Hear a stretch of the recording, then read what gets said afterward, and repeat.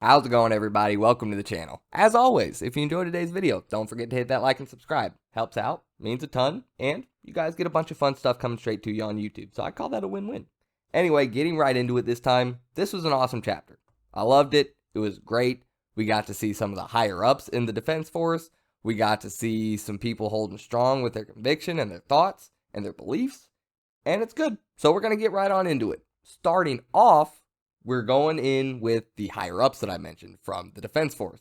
This is good. We're getting to see some of the more inner workings of the Defense Force, a little bit more lore, a little bit more story to the universe of Kaiju number 8. This is good. Of course, these are unfeeling corporate office top room dudes. They don't talk to any of the people we know in the story.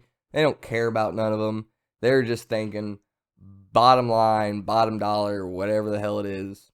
They're thinking of their own means. So they're talking about how, well, one, they are right. They are surprised that a kaiju was able to infiltrate into the 3rd Division, which is kind of technically what happened. Yes, sort of, in a way.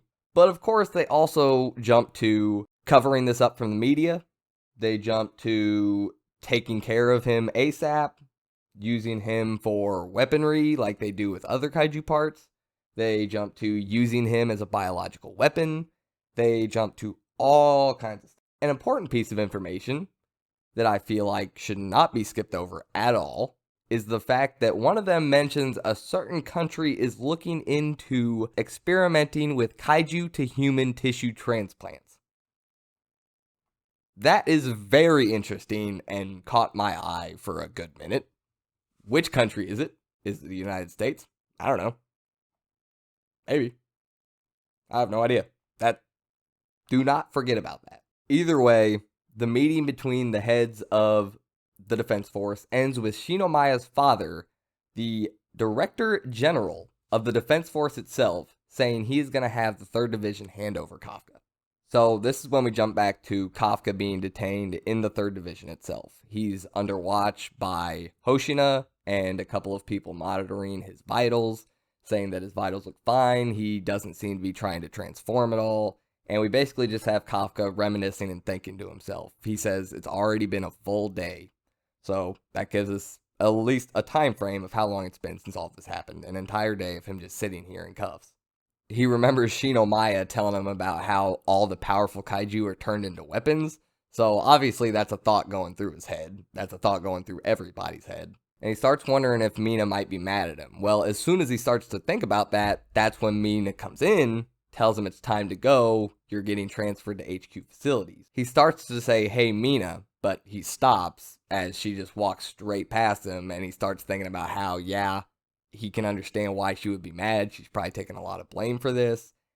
This is when they walk outside, and he sees the entire 3rd Division standing there, watching him walk by. They tell Mina that the security detail is good to go for the trip. Kafka sees Reno, he sees Shinomiya, he sees everybody, Furuhashi, and he says he can't even look them in the eyes. He goes, they probably can't even forgive me for what I've done, especially Reno. He's thinking about Reno more than anybody else because he's known the longest. He's kept his secret the longest. He's never told anyone himself. So Kafka's getting in the transport, and he starts thinking that this is gonna be it for me. And that's when Reno pipes up and tells him, he goes, sir, I think you're gonna come back. I have faith. And that obviously hit Kafka pretty hard and kind of confused him also, because the doors literally just slammed straight on his face. Like, as soon as that happens, just like, what? Mina, I was trying to have a conversation. Like, that's kind of what's happening to Kafka right now.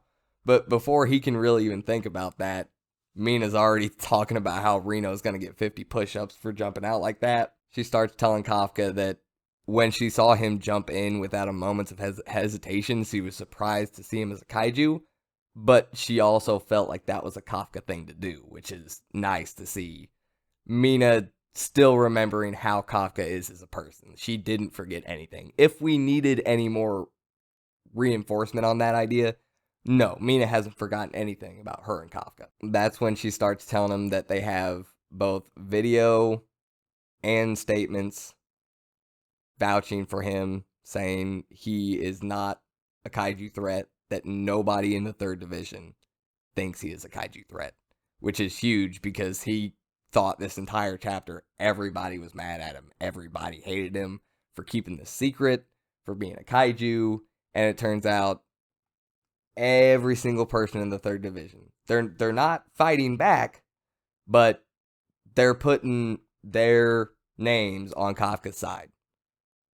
They have stood up and said, we do not think he is a kaiju threat, and they are going to try and convince the 3rd division, the defense force, to not execute him, not do whatever the hell kind of crazy stuff they want to him. So Mina starts to read him like the whole Article 13 mumbo jumbo military crap, and Kafka asks her if he can still strive to be by her side. And it's when we have a really awesome moment between Mina and Kafka where Mina says that, yeah, she'll be waiting, and Kafka starts to cry. This is when Kafka is taken to the maritime base that we were told about. Bulkheads 23 to 31 are sealed. That's a lot of bulkheads, okay? That's a lot of shit. Granted, remember, Kafka's pretty tough. And we get the end of the chapter. Kafka is locked down in this room, in this chair with all these wires, completely by himself. And I mean, this is a massive room that he is just sitting in by himself with all this machinery like strapped up to this chair. So they're probably going to be running some tests on him. Almost definitely. Probably not going to be nice stuff. He's probably going to have to deal with a lot of pain. Almost assuredly. So that's definitely not going to be fun. And I'm curious to see what we're going to do to convince the defense force that Kafka is okay to let out. Because obviously these seem like some old head type dudes that are just not going to listen to nothing. They're stuck in their ways. They think the way they do, react the way they do, and they have all the power, so they just keep on doing it. I'm not sure exactly how we're going to circle back around to everything being okay, but I'm very excited to see how it happens, and I'm going to be here for every step of the way. This was an awesome chapter. I think we're going to start getting a lot more world building into the Defense Force as a whole, and the world as a whole, especially now that we're talking about some other country that's into experimenting with humans and kaiju.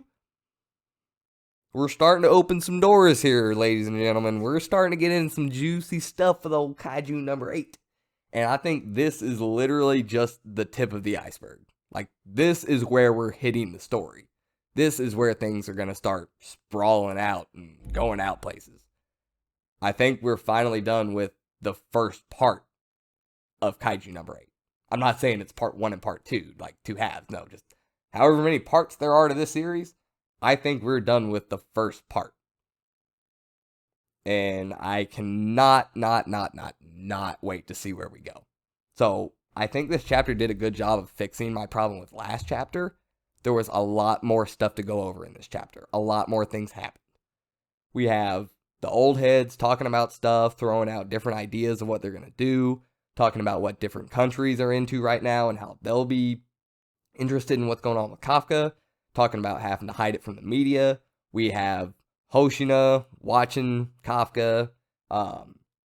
We got all of Kafka's inner thoughts. We have him getting unlocked by Mina, walking with her, trying to talk to her, stopping himself, going outside, seeing all the people there, thinking how he can't even look them in the eyes until last second Reno tells him, like, hey, I got faith you're coming back.